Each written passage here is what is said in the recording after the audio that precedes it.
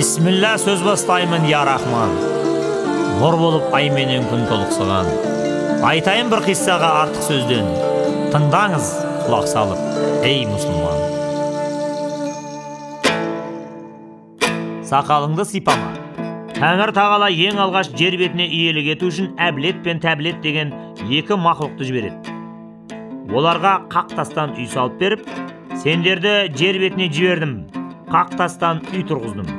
Әдептен аспай, менің берген нығметтеріме шүкіршілік етіп, сән салтанатпен тату тәтті тіршілік кешіңдер. Ұрпақтарыңды көбейтіңдер, бірақ некесіз, дәретсіз қосылмаңдар, ұрпақтарың азат дейді. Олар мінсіз сұлу болғандықтан бір-бірін көріп ынтығады. Тәңірдің әмірін ұмытып, некесіз қосылады. Одан некесіз ібіліс туады.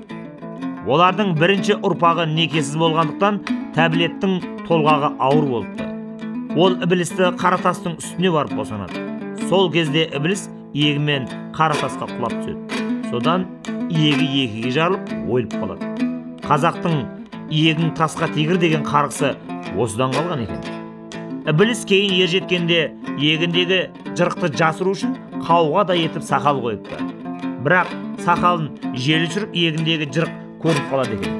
Ібіліс адам кейпінде ел ішіне кіргенде сақалы ашылып кетпес үшін үнемі екі қолмен сипай береді екен.